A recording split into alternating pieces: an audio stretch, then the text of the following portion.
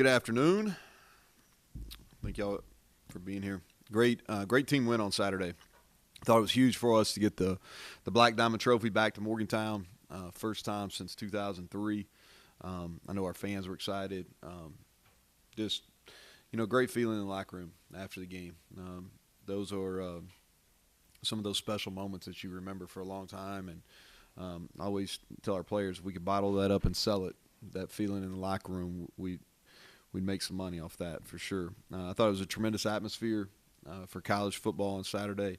It was a great game. Probably if you were watching it on TV or you're in the stadium, maybe not participating in it on the sideline as coaches, but I thought the atmosphere was tremendous. I appreciate our fans for showing up and being loud. They didn't just show up; they were loud. They were into it. I'll recap that game and then we'll move on to the next one. Hit the highs and lows like I normally do. Special teams first. Just talking about what we got to improve on. We've got to punt the ball more consistently. We only punted the ball 4 times. One of them, Tyler hit a bomb and really flipped the field position. We were able to get a touchdown out of it. But the other 3, we've got to be more consistent. They had a big kickoff return on us. We've been really good here on kickoff for the last 3 years. But that was we let one get out on us, missed a couple tackles. And then the penalty on the kickoff return, we had a pretty decent return. And then we had a penalty that got moved back inside the 10, which is not what we're looking for. Positive special teams-wise, I thought Staley did a tremendous job on kickoffs. And really kind of we had 4 touchbacks, which I don't know if we'd had one the entire year. Well, yeah, we did. I take that back. Colton had a couple against LIU. I apologize. But I thought he was really good on kickoffs. Casey Legg, he drilled the 44-yarder, right down the middle. And then, I felt like our field goal block team really – we did a nice job kind of squirting through and really affected the kick that they missed right before half. And our punt coverage was really good. We didn't have a whole lot of hang time on the 3 punts we had to cover. And I thought our gunners and our cover team got down really well. Defensively, the negatives first, 3rd and long. We let them convert, not let them. They made plays. I don't want to take away from Virginia Tech, but they converted a 3rd and 17 and a 3rd and 24. And our situational awareness just has to be better. A couple penalties allowed 3rd down conversions as well. And then our communication in the secondary. I don't know if we handled the noise well. Even though it was at home, it was loud when they had the ball. And we've got to do a better job of communicating. That led to a couple explosive as well. The positives, I thought our sudden change was tremendous. You think about it, big kickoff return, no points. Both turnovers, no points. And so I think that ended up being the story of the game. Red zone-wise, I think you all have talked about that a bunch. We've been really good in the red zone so far this year. And then we created negative plays, 6 sacks, 10 tackles for loss, and then 2.5 yards per carry. So really good numbers on that end. Offensively, the negatives start with turnovers. That's kind of been our Achilles heel this year. Is 5 turnovers, 5 turnovers I believe on the year, and or a -5 turnover margin I should say on the year. We haven't done a very good job defensively taking it away, and then offensively, we've got to do a better job. It's hard to overcome. And we just barely did on Saturday. But 2 turnovers in the 4th quarter, failed to put the game away, and then 2 critical penalties. Had the game 27-7, and we converted 3rd and 1, and I think we're going to have it 1st and 10 inside the 50, and they really hadn't stopped us other than the 3rd drive of the game up in that point, kind of middle of the 3rd or late in the 3rd quarter really, and a holding penalty gets back, and we go 3rd and 12. So I thought it was.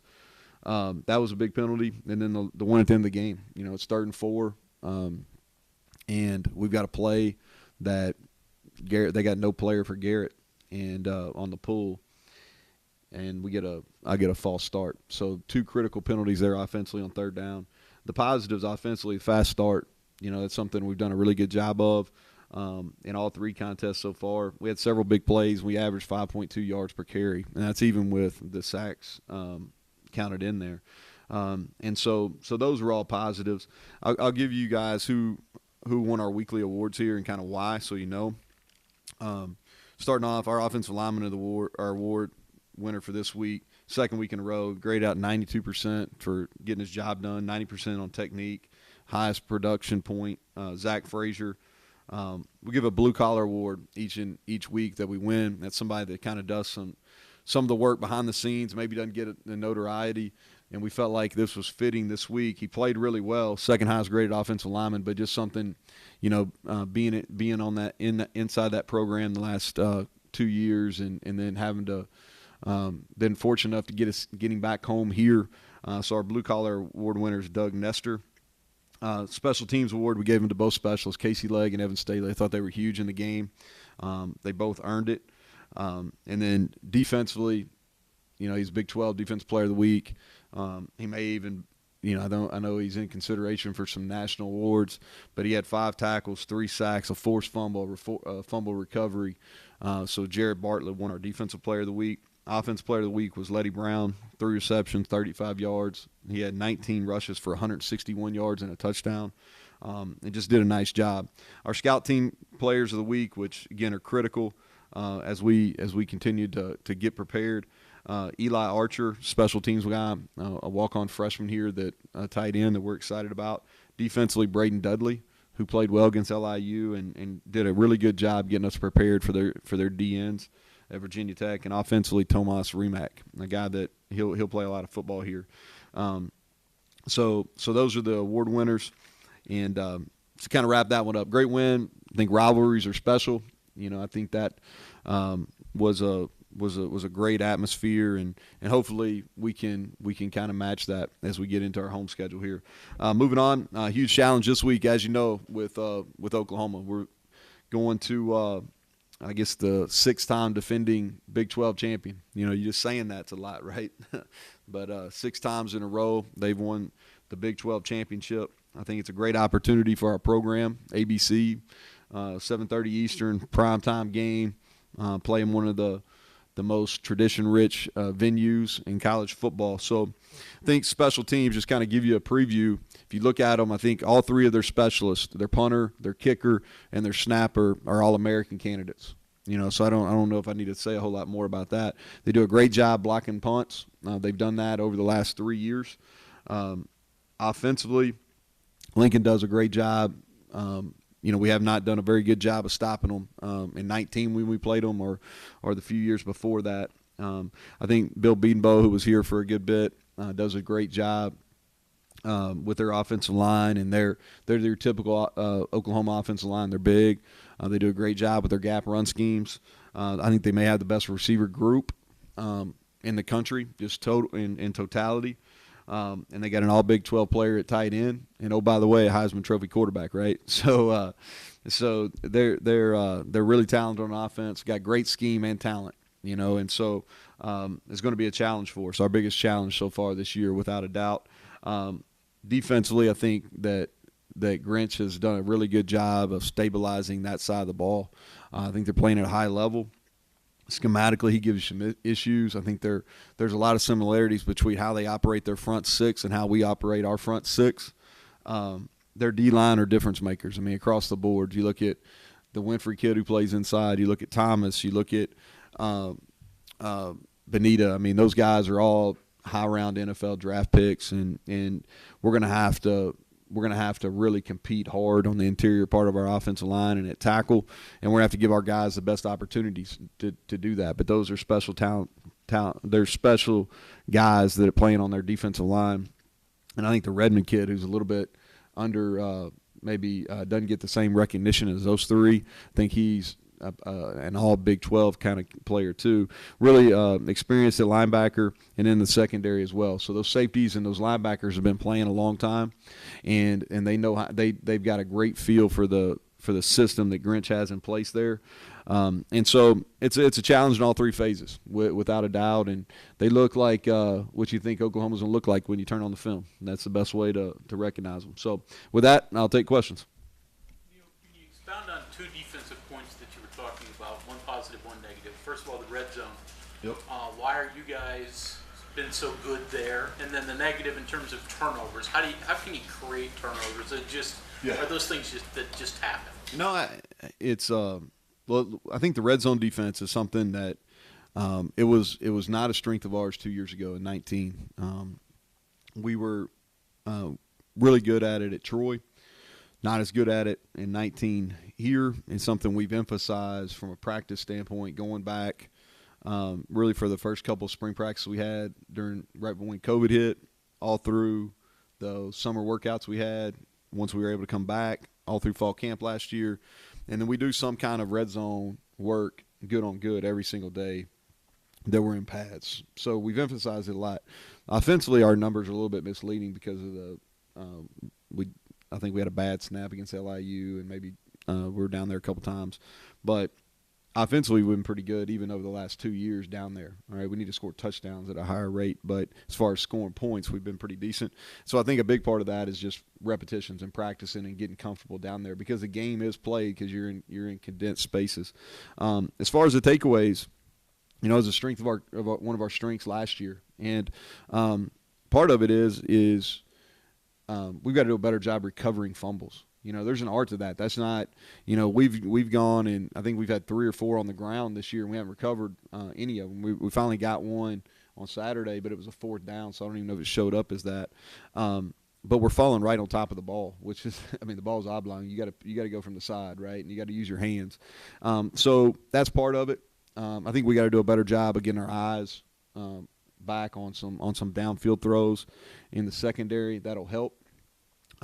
So that's going to be something that we had a long meeting on it. We talked about it in our team meeting yesterday, talked about it in our staff meeting this morning, and we're going to do some things in practice today and tomorrow to hopefully improve that offensively and then help with takeaways defensively.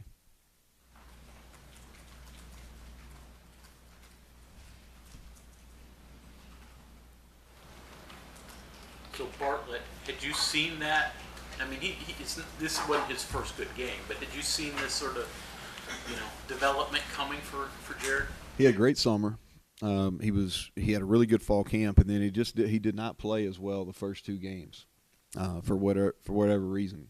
Right? He just didn't have a good feel, and then last week he had a great Tuesday and Wednesday's practices were really good, and so you could see he was getting better. You know, did I think he's going to go out and have 3 sacks and, you know, 5 tackles and a forced fumble? Probably not, you know. But I did feel like he was going to give us more, and he did. And it's a neat story. He lost a brother this summer to a freak accident, and he really, once that happened, you know, tragedy affects people differently. And once that happened, he's had a renewed focus, kind of a seriousness about his preparation. So I was extremely pleased for him that it paid off in a game situation, much less a rivalry game, in a couple of huge moments for us.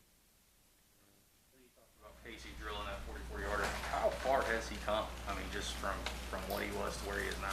Yeah, you know, another great story. I mean, you all know that. He didn't play high school football.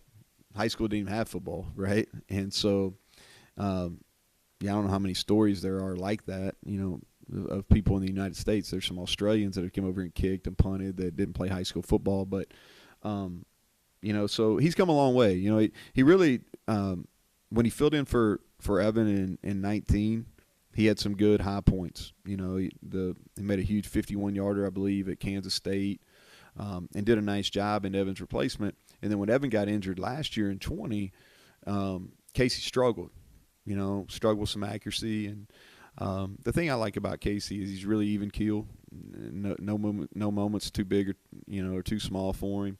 But he's really worked. He's really worked, and he earned the starting job. And going into fall camp, he was probably 3 on the kick and depth chart behind Tyler and behind Evan.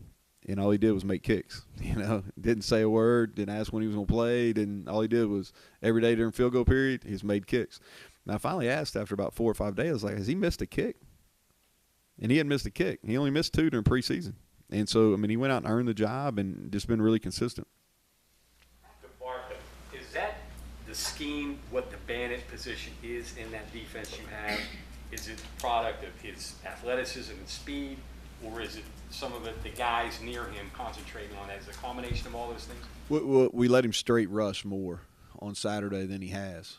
You know, we've been playing some twist games with him, and we let him straight rush. And he's a speed guy, and he's done a really good job understanding dip and drive technique, how to use his body, change the tempos. But that was a big part of it. We let him straight rush, and he asked for it. Credit to him. He told Coach Leslie, he said, you know, we ran a couple up and unders with him, some line stunts with him early in the contest. He said, really, I feel like if let me rush the edge, and he did, and he had great success. You know, part of that was their tackles. They were rolling guys in and out on that right side. With everything going on your side, how much attention do you pay to personnel and who's on top of the field, who's having a good day, and who's not on the other side? Yeah. So during the game, I mean, we got guys in the press box that are looking at. They had come into the game, Mike, I believe, and I don't. You can go back and check this, but I believe they had rotated their offensive line there at that tackle, kind of similar like what we've done so far at right tackle. But we knew we felt like there were some things we could do. North Carolina had some success rushing the passer. The thing that's really hard is you got to get movement up. You got to get movement interior-wise. You know, like Jared got those sacks, but those sacks don't happen if there's room for Burmeister to move up in the pocket, and there simply wasn't. You know, I say this a lot, and Akeem Messidor is playing at an extremely, extremely high level. You know, and he may not show up on the stat sheet sometimes, but trust me when I tell you, he's playing at an extremely high level, and he's getting vertical push on that pocket, so there wasn't any room for him to move up. Therefore, Bartlett was able to come around the edge. And Bartlett did a good job winning. I'm not taking anything away from him, but we weren't paying as much attention to who was in, Mike, as we wanted to make sure that we had push up the middle because we didn't want to give Burmeister straight ahead, you know, because as you saw on the big scramble, you know, he's tough to tackle in space, and he out-athleted us a couple times.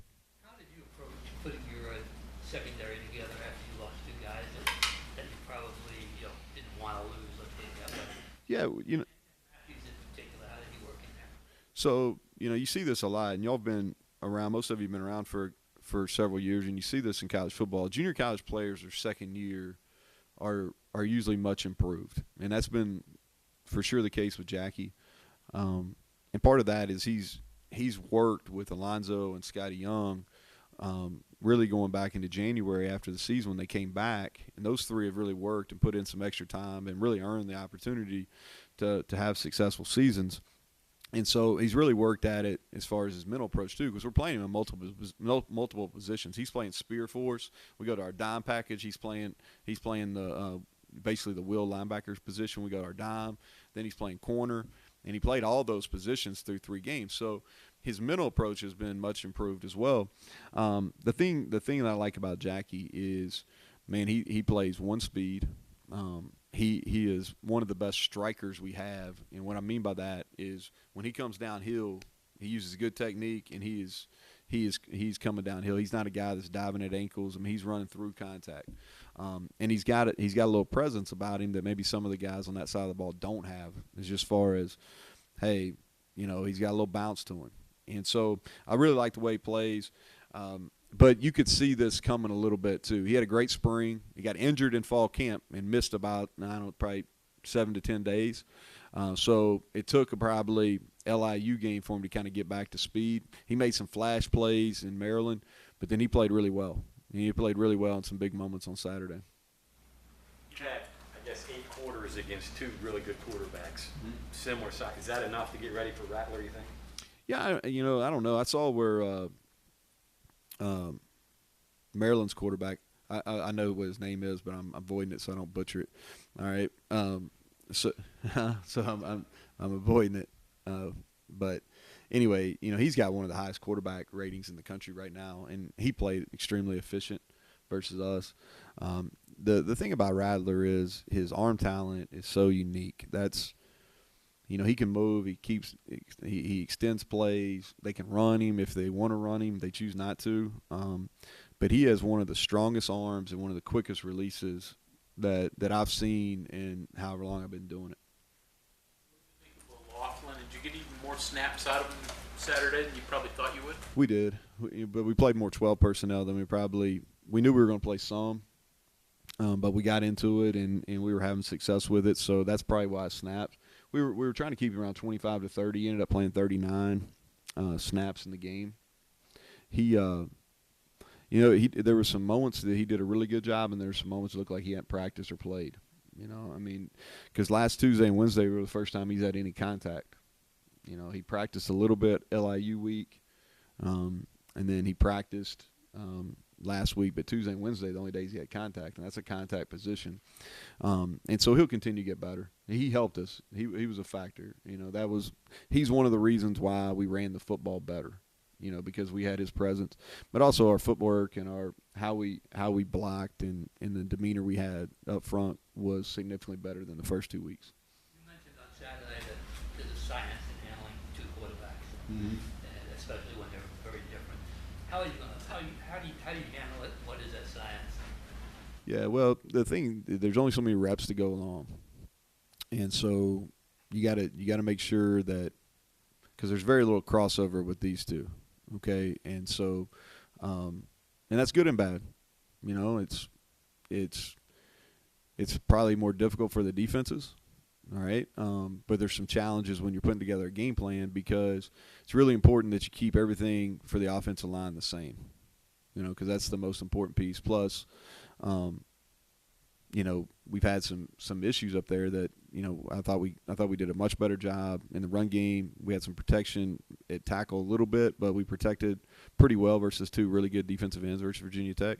But you can't ask them to do a bunch of different things schematically. It's not fair to them because you don't have enough time to rep it. And so that's where the challenge comes in is, okay, how much can you do? How can we present differently to the defense with each quarterback? And so there is a challenge in how you rotate them within a game. It's kind of, there's a feel to it. And Garrett, I don't know if I got a total feel for him in game yet. I thought he did some really good things on Saturday. There's a couple that weren't so good, but I thought he ran the ball well. And he can throw it. We hadn't asked him to do it as much, but he can. I mean, he's got a really strong arm. But there's science to it. We don't have it completely figured out yet, but we're working through it. Jalen Anderson on the sideline on Saturday, where is he at now, and what are your expectations for him this season? Yeah, so Jalen, he got cleared, and he's here, enrolled in school, and started working out last week. This will obviously be a redshirt year for him. And so what we're doing is working towards, getting him off to a successful start in school, and at the same time, we want to get him in a position where he can compete in January. So he joined our developmental lifting group with the other guys that we anticipate redshirting, but we're excited he's here. We are, and he's been really fun to have through the last week and a half. Back to Jarrett and Garrett, is there some value to the situational things that they can do? Clearly, Jarrett does things better than Garrett, but there are some things Garrett does that could be better than Jarrett.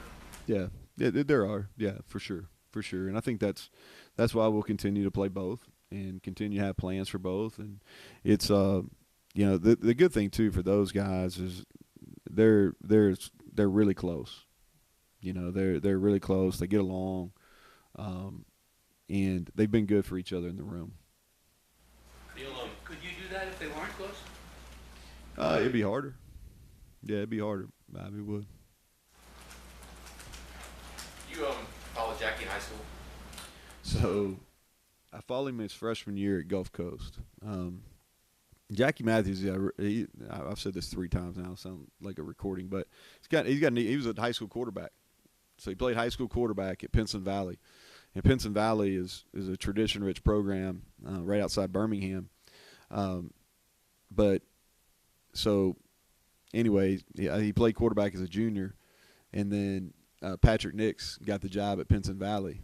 Well, Patrick has a son that's a pretty good quarterback. He's played pretty well for Auburn, and so Bo comes in and Patrick tells a story, but that Jackie wanted to play quarterback. Then he eventually figured it out, and they had a great senior season. He had a great senior season. I believe they won a state championship that year. I may be wrong. They may have just made a deep run in the playoffs, but he ended up playing receiver, and they got him the ball, and he played DB, and then and so I started really grabbing his. I knew about the kid then, but he really didn't register on our radar until he got to Gulf Coast. And when he got to Gulf Coast, at Troy we knew about him, and then obviously signing him here. He did win a state title. He was like 5-0 as the quarterback that year too. Yeah, because Bo got hurt. Yeah. When you see that, a guy who bounces around but still successful, He still thinks he's a quarterback too, Mike.